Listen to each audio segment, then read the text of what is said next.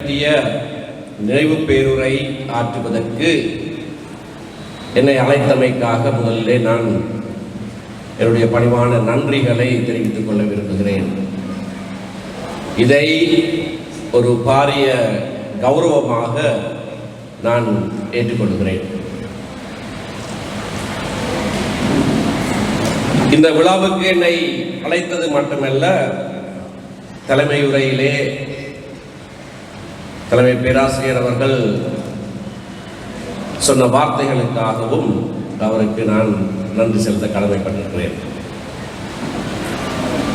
தமிழ் இலக்கியம், சட்டம் மற்றும் அரசியலுக்கு பெருந்தலைவர் அஷ்ரஃப் வழங்கிய சேவைகளை பற்றிய ஒரு பேருரையைத்தான் நான் நிகழ்த்த அழைக்கப்பட்டிருக்கிறேன். 14 வயதிலே தாய் என்னும் கவிதையை வடித்தவர். மிக இளம் பிராயத்தில்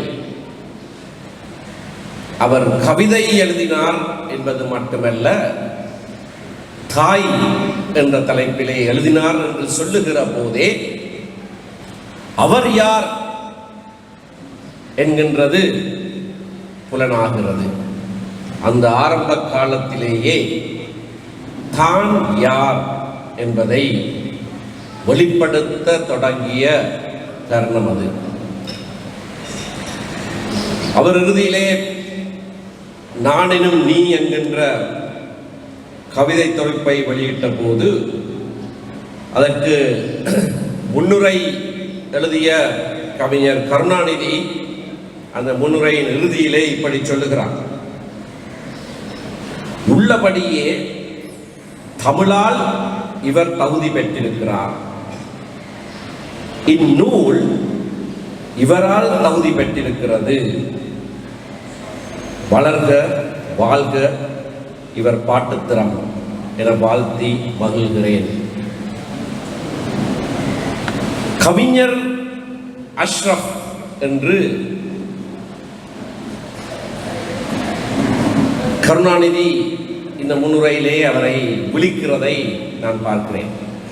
ஓரிடத்தில் மட்டும் தோழர் அஷ்ரஃப் என்று சொல்லுகிறார், மற்ற எல்லா தருணங்களிலேயும் கவிஞர் அஷ்ரஃப் என்று சொல்லுகிறார். கலைஞர் கருணாநிதி ஒரு கவிஞன். ஒரு கவிஞன் அரசியல் தலைவனாக இருந்தது என்பது மிக அரிதானது.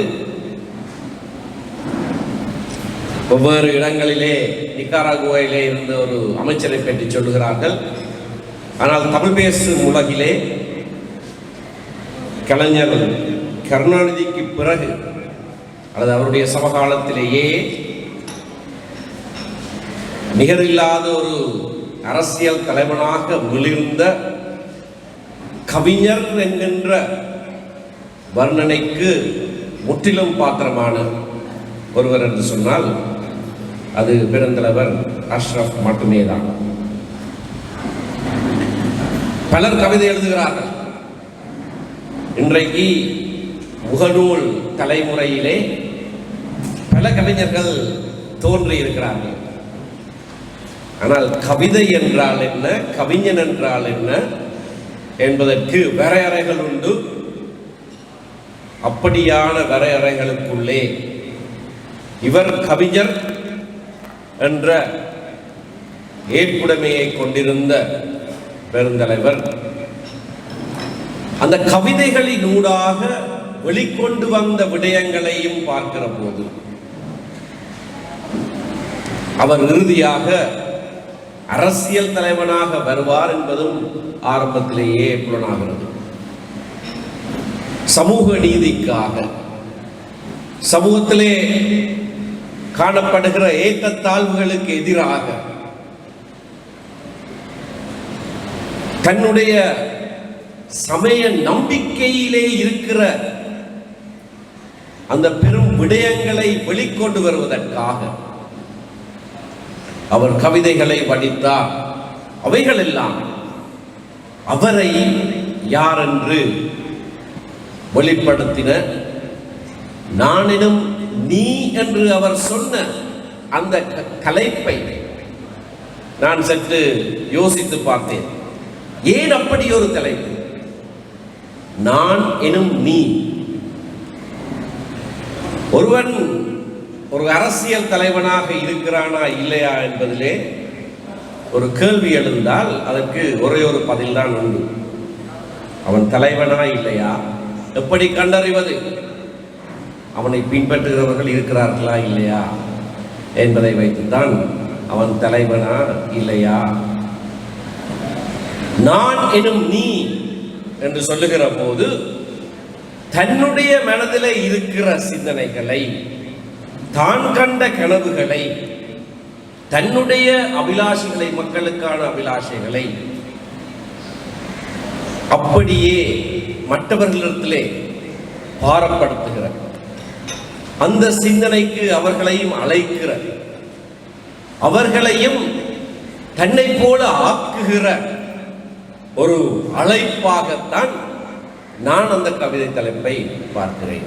நான் எனும் நீ, நீயும் வா, என்னை போல வா, நான் கண்ட கனவை காண், நான் செல்கிற பாதையிலே நீயும் என்னோடு சேர்ந்து பயணி, நாங்கள் இந்த எதிர்காலத்தை நோக்கி ஒன்றாக சேர்ந்து போவோம் என்கின்ற அழைப்பாக நான் அந்த கவிதை தலைப்பை பார்க்கிறேன். தமிழ் இலக்கியத்திலே மிகுந்த பற்றுறுதியோடு அந்த மொழி மூலமாக எண்ணங்களை, சிந்தனைகளை, வழிகாட்டுதல்களை மிகவும் ஆக்கபூர்வமாக வடித்தெடுத்து மக்கள் கையிலே கொடுத்த பெருந்தலைவர். மொழி என்பது ஒரு பாரிய பிரயாணம் பண்ணுகின்ற ஒரு ஊர்தி. அதன் மூலமாக அடைய நினைக்கிற விடயங்கள் மிக மிக முக்கியமானவைகள். இந்திய சுதந்திர போராட்டத்தை பற்றி சொல்லுகிற போது சொல்வார்கள், இந்திய தேசிய காங்கிரஸ் பல காலமாக இருந்தது, ஆங்கிலத்திலே எல்லா நிகழ்ச்சிகளையும் நடத்தி கொண்டிருந்தார்கள். ஆனால் மோகன்தாஸ் கரம்சந்த் காந்தி அவர்கள் அதற்குள் வந்த பிறகு ஒவ்வொரு மாநிலத்திலேயும் அந்தந்த மக்களுக்குரிய மொழிகளிலே பத்திரிகைகளை அடித்து அவர்களிடத்திலே பரப்பின போதுதான் அது அந்த நாட்டு மக்களுடையதாக மாறியது. மொழி என்பது ஒருவருடைய உள்ளார்ந்த சிந்தனைகளை வெளிப்படுத்துகிற ஒரு வாகனம். ஆகவே அந்த மொழியை முதலிலே திறம்பட ஆற்றல் மிக்கவனாக, அந்த மொழியிலே ஆற்றல் மிக்கவனாக அவர் மாறுகிற போது மிகவும் தீர்க்கமாக தன்னுடைய சிந்தனைகளையும் தன்னுடைய வழிகாட்டுதல்களையும் தன்னுடைய சமூகத்துக்கு அவன் கொடுக்க இயல்பானவனாக மாறுகிறான். ஏற்கனவே சொல்லப்பட்டதன்படி கவிக்கோ அப்துல் ரஹ்மான் அந்த புத்தகத்துக்கு அணிவுரை கொடுத்திருக்கிறார். காந்தி நூமான் அவரை பற்றி அந்த புத்தகத்திலே எழுதியிருக்கிறார். இந்த கவிஞன் மொழி பெற்றாளன், மொழி ஆற்றல் நிறைந்தவன், பின்னர் சட்டத்தரணியாக வருகிறான். சட்டம் கற்று சட்டத்துறையின் மூலமாக எது சரி எது பிழை, எது நீதி எது அநீதி, நீதிக்காக நீதிமன்றம் ஏறுகிறவர்களுக்கு ஒரு வடிகாலாக, ஒரு துணையாளனாக, அவர்களுடைய உதடுகளாக அவர் பரிணமித்தார். விசேடமாக கல்முனை மாவட்ட நீதிமன்றத்திலே மிகவும் வேண்டப்படுகிற ஒரு சட்டவாளனாக அவர் திகழ்ந்தார் என்பது எனக்கு தெரியும்.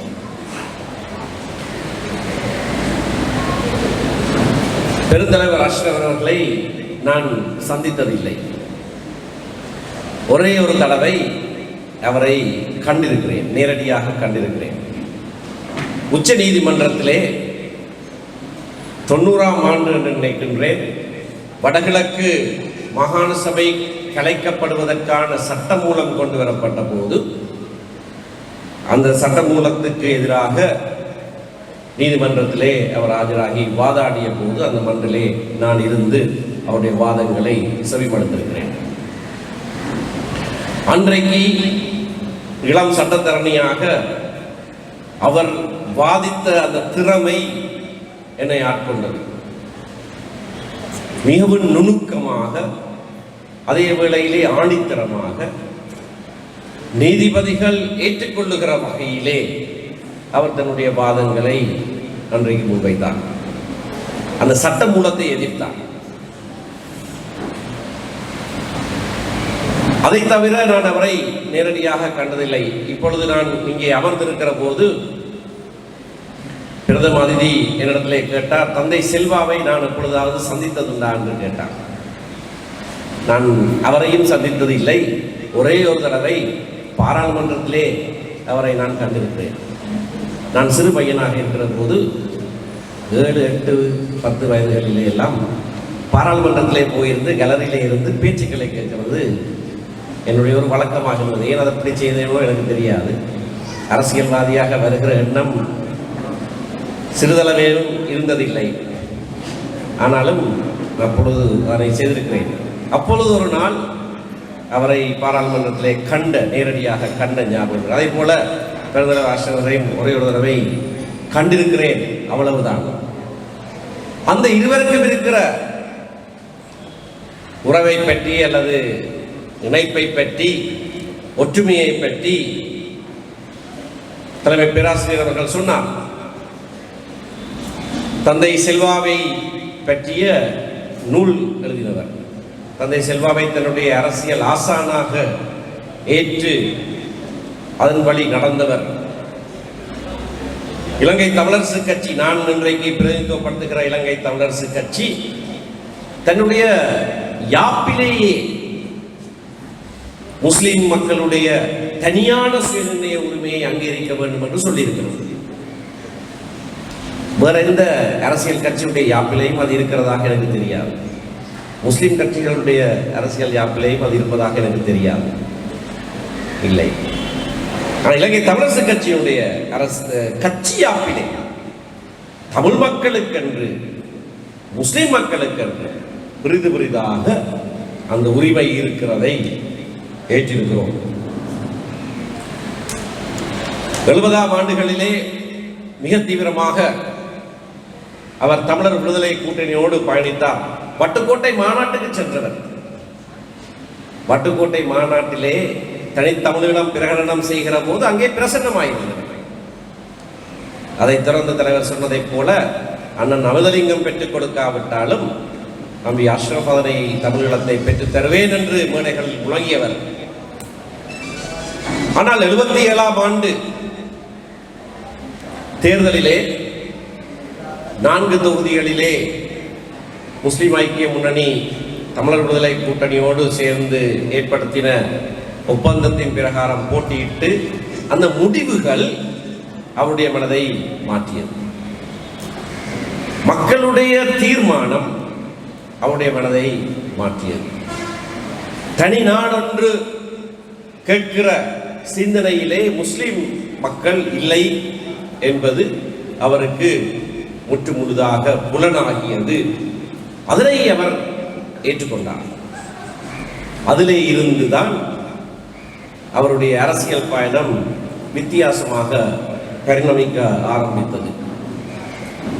கவிஞனாக, சட்டவாளனாக, அரசியல்வாதியாக, அரசியல் வாழ்க்கையிலேயும் அவர் பலவிதமாக தினந்தோறும் பரிணமித்தார் என்பது நான் இன்றைக்கு உங்களிடத்திலே சொல்லுகிற ஒரு முக்கிய செய்தியாக இருக்கிறது.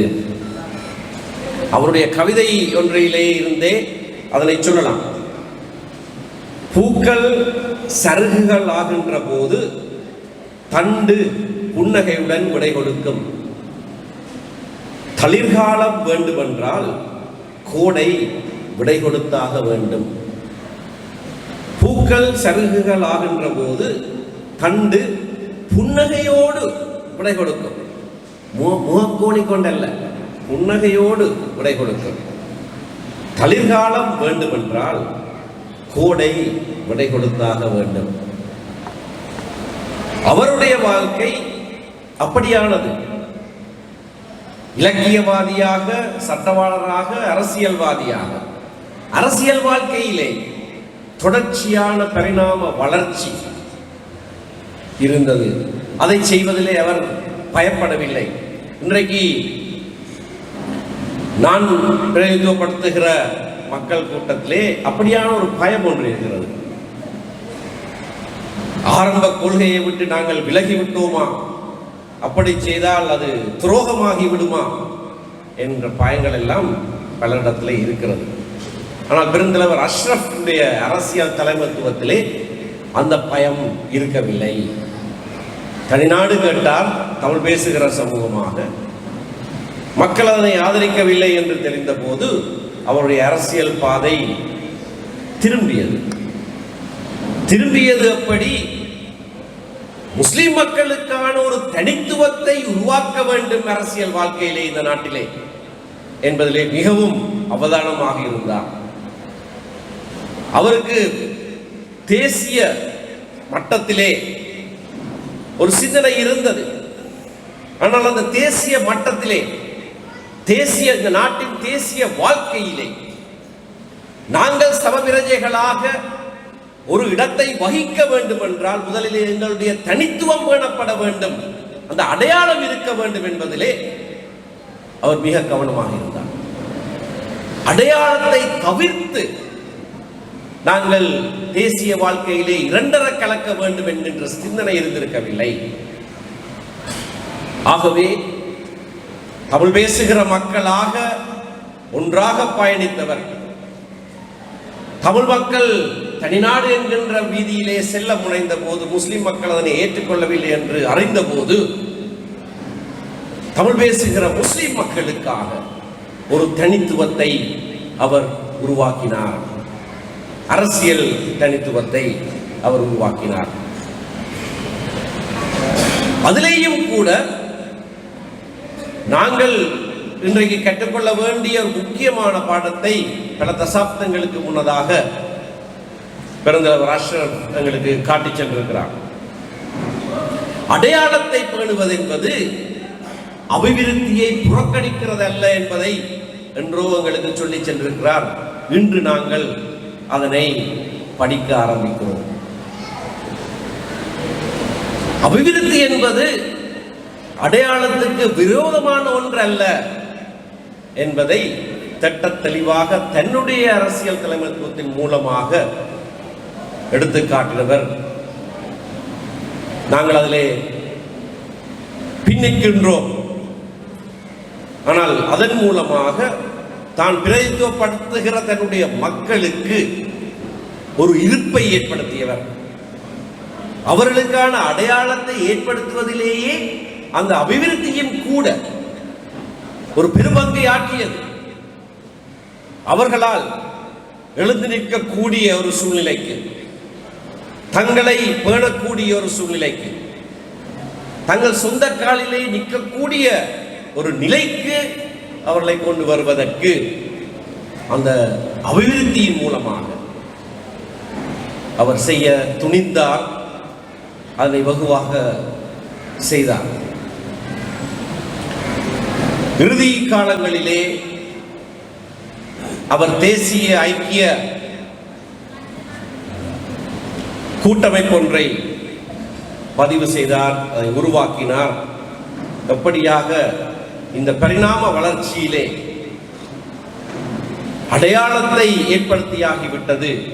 இனி இந்த தேசிய வாழ்க்கையிலே நாங்கள் எப்படியாக இணைந்து பயணிப்பது என்பதை குறித்து சிந்தித்து செயலாற்றினார். ஆனால் அந்த கட்சி பதிவாகி சில மாதங்களுக்குள்ளேயே அவர் இந்த உலகை விட்டு நீங்க வேண்டிய ஒரு துப்பாக்கி எல்லை ஏற்பட்டது. இவை எல்லாவற்றின் ஊடாகவும் அவருடைய மறைவுக்கு 20 வருஷங்களுக்கு பிறகு இன்றைக்கு நாங்கள் அவரை நினைவு கூறுகிற இந்த வேளையிலே சில விடயங்களை நாங்கள் எங்களுக்கு ஞாபகப்படுத்த வேண்டும் என்று நான் நினைக்கின்றேன். அதிகார பகிர்வு என்கின்ற விடயத்திலே மர்ஹூம் எம்ஏஜே அஷ்ரஃப் அவர்கள் மிக மிக உறுதியாக இருந்த ஒரு தலைவர். எங்களுக்கு இடையிலான, இங்கே நாட்டிலே வாழுகிற சமூகங்களுக்கு இடையிலான சமத்துவம் பேணப்பட வேண்டுமாக இருந்தால், அது சமத்துவமாக இருக்க வேண்டுமாக இருந்தால், சமமாக நாங்கள் அரசியல் அதிகாரங்களையும் ஒவ்வொரு இனமும் கையாளக்கூடிய ஒரு சூழ்நிலை ஏற்படுத்தப்பட வேண்டும். அது நாங்கள் பெரும்பான்மையாக வாழுகிற பிரதேசங்களாக இருக்கலாம், அல்லது எண்ணிக்கையிலே சிறுபான்மையினராக நாட்டிலே இருந்தாலும் கூட அங்கேயும் கூட எங்களுடைய சனத்தொகைக்கு ஏற்ப விதமாக ஆகிலும் நாங்கள் அதிகாரங்களை கையாளக்கூடிய ஒரு சூழ்நிலை இருக்க வேண்டும். அந்த அதிகார பகிர்வு இருக்க வேண்டும் என்பதிலே மிகவும் மிகவும் உறுதியாக இருந்த ஒரு தலைவர். ஆனபடினால்தான் 87ஆம் ஆண்டு இலங்கை இந்திய ஒப்பந்தம் ஏற்படுத்தப்பட்ட போது அந்த ஒப்பந்தத்தை குறித்து அவருக்கு பலவிதமான எதிர்மறை சிந்தனைகள் இருந்த போதிலேயும், அதிலே அவர் ஏமாற்றமடைந்திருந்த போதிலேயும் கூட அதை நடைமுறைப்படுத்துவதிலே, அதனால் ஏற்பட்ட மாகாண சபைகளை திறம்பட நிர்வகிப்பதிலே, அதன் மூலமாக அரசியல் அதிகாரங்களை பெற்று உபயோகிப்பதிலே கண்ணும் கருத்துமாக இருந்தவர். முதலாவது வடகிழக்கு மாகாண சபையிலே 17 உறுப்பினர்களை பெற்று பிரதான எதிர்க்கட்சியாக இருந்தார்கள் ஸ்ரீலங்கா முஸ்லிம் காங்கிரஸ். அதைத் தொடர்ந்து பாராளுமன்றத்திலே சட்டங்கள் இயற்றப்படுகிற போது பழக்க தோஷத்திலே மாகாணங்களுக்கு பகிரப்பட்ட அதிகாரங்களையும் உள்ளடக்கி பாராளுமன்றத்திலே ஒரு சட்டம் ஒன்று இயற்றப்படுமாக இருந்தால் உடனடியாக அதற்கு எதிராக எழுந்து குரல் கொடுத்தது பெருந்தலைவர் அஷ்ரஃப் மட்டுமே. இலங்கை போக்குவரத்து சபை சட்டம் மூலம் கொண்டு வரப்பட்ட போது, விவசாய சேவைகள் சம்பந்தமான ஒரு சட்டம் மூலம் கொண்டு வரப்பட்ட போது உடனடியாக எழுந்து இது மாகாணங்களுக்கு பகிரப்பட்ட அதிகாரம், இந்த சபையிலே இதை நிறைவேற்ற முடியாது என்று குரல் கொடுத்தவர் அவர் மட்டும்தான். அதிகாரம் பகிர்வு சம்பந்தமாக மிக மிக நுண்ணியமாக மிக மிக அவதானமாக அதை பாதுகாத்த ஒரு பெருந்தலைவர். ஆனபடியினால்தான் பிற்காலத்திலே திவினகும சட்டம் நிறைவேற்றப்பட்ட போது அவர் உருவாக்கிய ஸ்ரீலங்கா முஸ்லிம் காங்கிரஸ் அதற்கு சார்பாக எல்லாம் வாக்களித்தது எங்களுக்கு பெரும் ஏமாற்றமாக இருந்தது. 10 வருடங்களுக்கு முன்னர் 18ஆம் திருத்தம், அரசியலமைப்பு திருத்தம் கொண்டு வரப்பட்ட போது எதிர்த்தரப்பிலிருந்து அரசரப்புக்கு மாறியதற்கு ஆதரவு கொடுத்ததும் எங்களுக்கு பெரும் ஏமாற்றமாக இருந்தது. அண்மையிலே நான் 10 வருடங்களுக்கு முன்னர் பாராளுமன்றத்திலே நான் ஆற்றிய உரையை திரும்ப செவிமடுத்த போது அதிலே சொல்லியிருக்கிறேன், இந்த புனித ரம்லான் மாதத்திலே ஏன் இப்படியான ஒரு பெரிய பாவத்தை செய்கிறீர்கள் என்று நான் அவர்களிடத்திலே ஒரு கேள்வி எழுப்பியிருந்தேன். ஆனால் அவருடைய அந்த தீர்க்க தரிசனம், அவருடைய அந்த எண்ணம் அவருடைய வழித்தோன்றல்களிலே அல்லது அரசியல் வழித்தோன்றல்களிலே இருந்து முற்றாக விலகிவிடவில்லை. அது இருக்கிறது. அது இருக்கிற காரணத்தினால்தான் 20ஆம் திருத்தத்துக்கு எதிராகவும் அவர்கள் பழைய பிழைகளையாவது நிவர்த்தி செய்து செயற்படுவார்கள் என்று நம்புகிறோம். அதற்கான முன்னெடுப்புகள் இப்பொழுது நடைபெற்றுக் கொண்டிருக்கின்றன. நாடு சர்வாதிகார போக்கிலே போய்விடக்கூடாது. ஒரு ஜனநாயக நாடாக இருக்க வேண்டும். ஜனநாயகம் என்கின்ற அடித்தளத்திலே இருந்துதான் நாங்கள் மற்றைய எங்களுடைய இனங்களுக்கான உரிமைகள், மொழிகளுக்கான உரிமைகள், பிரதேசங்களுக்கான உரிமைகளை நாங்கள் வென்றெடுக்க முடியும். அந்த அடித்தளம் இல்லாமல் நாங்கள் அப்படியான ஒரு ஆட்சி முறைக்குள்ளே நாங்கள் போய்விட முடியாது யாரோ ஒருவருடைய தயவிலே நாங்கள் தங்கியிருக்க வேண்டிய ஒரு துப்பாக்கிய சூழ்நிலை ஏற்பட்டுவிடும். ஆகையினாலே இன்றைக்கு 20 வருட கால அரசியலுக்கு பிறகு திடீரென்று மறைந்த பிறகும் கூட அதற்கு பிறகு 20 வருட காலம் இன்றைக்கு நிறைவு வருகிற போது பெருந்தலைவர் அஷ்ரப் அவர்களை நாங்கள் நினைவு கூறுகிற வேளையிலே எங்கள் முன்பாக இன்றைக்கு எழுந்திருக்கிற பெரிய சவாலை நாங்கள் மறந்துவிட முடியாது. அவரை நினைவு கூறுகிற போது எங்களுக்கு முன்பாக மலை போல இன்றைக்கு எழுந்து நிற்கின்ற சவாலை நாங்கள் மறந்து பேசிவிட முடியாது. அதை மேற்கொள்ள வேண்டுமாக இருந்தால், அதை கடந்து போக வேண்டுமாக இருந்தால், அஷ்ரப் அவர்கள் ஆரம்பத்திலே என்ன விதமாக தமிழ் பேசும் சமூகம் ஒன்றாக பயணிக்க வேண்டும் என்று விரும்பினாலும் அந்த விருப்பத்திலே இருந்து அவர் விலகியது தமிழ் சமூகம் தனிநாடு என்ற கோரிக்கையை வைத்த போது மட்டும்தான். இன்றைக்கு தமிழ் சமூகத்திலே இருந்து அப்படியான கோரிக்கை கிடையாது. அதிகார பயிரின் மூலமாக எங்களுடைய சமூகங்கள் இந்த நாட்டிலே சமத்துவமாக வாழ வேண்டும் என்கின்ற நாங்கள் நினைக்கிற போது திரும்பவும் நாங்கள் ஒரே புள்ளியிலே வந்து சந்திக்கிற ஒரு சூழ்நிலை ஏற்பட்டிருக்கிறது. நேற்றைய தினம் இந்திய பிரதமருக்கும் இலங்கை பிரதமருக்கும் இடையிலே நடைபெற்ற உரையாடலிலே இது தெளிவாக சுட்டிக்காட்டப்பட்டிருக்கிறது.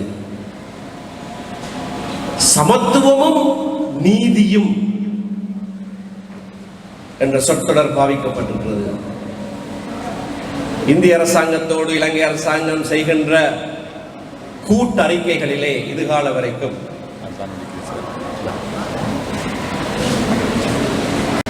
நேற்றைய தினம் நடந்த தொலைபேசி அல்லது காணொளி உரையாடலை பற்றி நான் சொல்லிக் கொண்டிருந்தேன். இலங்கை அரசாங்கத்துக்கும் இந்திய அரசாங்கத்துக்கும் இடையிலே ஜனாதிபதி மஹிந்த ராஜபக்ச அவர்களுடைய காலத்திலே 3 தடவைகள் கூட்டு அறிக்கைகள் வெளியிடப்பட்டிருந்தன. அவற்றிலே உபயோகப்படுத்தப்பட்ட சொற்களோடு நேற்றைய தினம் வெளிப்படுத்தப்பட்ட கூட்டறிக்கையிலே சற்று வித்தியாசம் இருக்கிறது. இந்த வித்தியாசம் சென்ற நவம்பர் மாதம் இந்திய வெளிவிவகார அமைச்சர் ஜெய்சங்கர் இலங்கைக்கு வந்து திரும்பியவுடன் இந்திய வெளிவிவகார அமைச்சர் வெளியிட்ட அறிக்கையிலேயும் இருந்தது. சமத்துவத்தோடும் நீதியோடும், நீதி என்கின்ற சொற்றொடர் என்ற சொல் அண்மை காலமாக உபயோகப்படுத்தப்பட்டு வருகிறது. சமத்துவத்தோடும் நீதியோடும் சுயமரியாதையோடும் அபிலாஷிகள் அடையத்தக்க விதத்திலே அரசியலமைப்பு நடைமுறைப்படுத்தப்பட வேண்டும் என்ற செய்தி. இந்த தருவாயிலே நாங்கள் ஒன்றாக பயணிக்க வேண்டிய தேவை இருக்கிறது.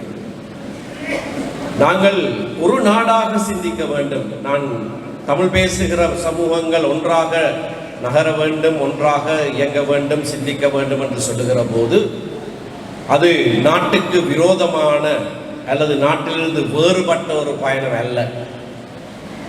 பெருந்தலைவர் அஷ்ரஃபுடைய மனதிலே இருந்ததை போல அது நாட்டு மக்களோடு, இந்த நாட்டிலே பெரும்பான்மையாக வாழுகிற மக்களோடு சேர்ந்து பயணிக்கிற பயணம் தான். அதில் மாற்று கருத்து இல்லை. ஒரு நாடாக, ஐக்கியப்பட்ட நாடாக நாங்கள் முன்னேறுகிற போது, ஐக்கியப்பட்ட நாடாக நாங்கள் முன்னேறுவதாக இருந்தால் அந்த நாட்டிலே வாழுகிற ஒவ்வொரு மக்கள் ஒவ்வொருவரும் சுயமரியாதையோடு வாழ வேண்டியது, சமத்துவத்தோடு வாழ வேண்டியது, நீதியோடு வாழ வேண்டியது அத்தியாவசியம். இல்லை என்றால் அது ஐக்கியப்பட்ட நாடாக இருக்க முடியாது. ஆகையினால்தான் அப்படியான ஒரு இலக்கை நோக்கி நாங்கள் நகருகிறோம். ஐக்கியப்பட்ட இலங்கை என்று சொல்லுகிற போது ஐக்கியப்படுவதற்கு தேவையான கூறுகளைத்தான் நாங்கள் சொல்லுகிறோம். சமத்துவமாக சமபிரஜைகளாக வாழ்வதென்றால் அரசியல் அதிகாரங்கள் ஒரு சமூகத்திலே கையிலே மட்டும் இருக்க முடியாது. அது சமத்துவம் அல்ல. ஆகையினால் தான் நாங்கள் அர்த்தமுள்ள விதத்திலே அதிகார பயிர்வை கேட்கிறோம். அது எல்லா சிறு எண்ணிக்கையிலே சிறுபான்மையாக இருக்கிற அனைத்து மக்களுக்கும் பொருத்தமானது. அப்பொழுதுதான் நாங்கள் சமபிரஜைகளாக நாட்டிலே வாழ முடியும். நீதியோடு வாழ வேண்டும். எங்களுக்கு அநீதி செய்யப்படக்கூடாது. எங்களுக்கு மட்டுமல்ல, பெரும்பான்மை சமூகத்துக்கு அநீதி செய்யப்படக்கூடாது, எவருக்கும் அநீதி செய்யப்படக்கூடாது. சமூகங்கள் என்ற அடிப்படையிலே அநீதி இழைக்கப்படுவதை நாங்கள் எதிர்க்க வேண்டும், அதை தவிர்க்க வேண்டும். அப்படியான ஒரு பயணத்துக்குள்ளே நாங்கள் போகிற போது பெருந்தலைவர் அஷ்ரப் விட்டு சென்ற அந்த கனவு எங்களுடைய மனங்களின் முன்பாக இருக்க வேண்டும். என்ன விதமாக அவருடைய அந்த பரிணாம வளர்ச்சி இருந்ததோ, எப்படியாக முஸ்லிம் மக்களுக்கான அடையாளத்தை வலுப்படுத்தி அதிகார பயிர்வை உறுதி செய்து தேசிய வாழ்க்கையிலே ஒன்றிணைந்து பயணிக்க அவர் தயாராக இருந்தார். அந்த விதத்திலே நாங்கள் அனைவரும் சிந்திக்க வேண்டும். அவர் காட்டிய அந்த வழியிலே நாங்கள் பயணிக்க வேண்டும். மிகவும் விசேடமாக மொழியால் ஒன்றிணைந்த தமிழ் பேசுகிற சமூகங்களான தமிழ் மக்களும் முஸ்லிம் மக்களும் இந்த விடத்திலே நாங்கள் முதலிலே ஒன்று சேர வேண்டும். ஒன்று சேர்ந்து இந்த சிந்தனையிலே பெரும்பான்மை சிங்கள மக்களையும் ஒன்றிணைக்க வேண்டும். அனைவரும் சமத்துவமாக இருக்க வேண்டும். அனைவருடைய கையிலேயும் அரசியல் அதிகாரங்கள் சமமாக பயிரப்பட வேண்டும் என்று சொல்லுவதற்கு எதிராக எவரும் எதுவும் சொல்ல முடியாது. ஆகையினாலே அந்த தத்துவங்களை நாங்கள் உபயோகித்து அதை அடைகிற வழியிலே நாங்கள் முதலிலே ஒன்றிணைய வேண்டிய ஒரு அவசர தேவை இன்றைக்கு இந்த நாட்டிலே எழுந்திருக்கிறது. அதை நாங்கள் முதலிலே செய்ய வேண்டும். தமிழிலே பற்றுக்கொண்டவராக தமிழ் மொழியை என்ன விதமாக இந்த நாட்டிலே வாழுகிற தமிழ் மக்கள் பலர் கூட உபயோகிக்காத அளவுக்கு ஆழமாக அதனுடைய அர்த்தங்களை புரிந்து உபயோகித்த பெருந்தலைவர் அஷ்ரப் அவர்களுடைய நாமத்திலே நான் இந்த வேண்டுகோளை உங்களிடத்திலே விடுக்கிறேன். மொழியாலே ஒன்றிணைவோம். எங்களுக்கான தனித்தனி அடையாளங்களை வேண்டுமென்றால் வெவ்வேறாக பேணுவோம். ஆனால் மொழியாக ஒன்றிணைந்து அப்படியாக ஒன்றிணைந்தவர்களாக இந்த நாட்டிலே எங்களுக்குரிய பங்கை நாங்கள் பெற்றுக்கொள்வோம். மற்றவர்களுடைய எங்களுக்கு வேண்டாம். ஒரு நாட்டிலே பெரும்பான்மை இனத்தவராக இருக்கிறவர்களுக்கு சில விடயங்கள் அவருடைய கையிலே தான் இருக்கும், அது இருக்கட்டும். ஆனால் எங்களுக்குரியதையும் அவர்கள் அபகரிக்காத விதமாக இருக்க வேண்டுமாக இருந்தால் நாங்கள் ஒன்றாக பயணிக்க வேண்டிய தேவை இருக்கிறது. அதற்கான காலம் வந்திருக்கிறது. இன்றைக்கு பெருந்தலைவரை நினைவு கூறுகிற இந்த வேளையிலே அப்படியான ஒரு பாதையிலே நாங்கள் செல்வோம் என்கின்ற என்னுடைய கனவையும் உங்கள் முன் சமர்ப்பித்து விடைபெறுகிறேன். நன்றி, வணக்கம்.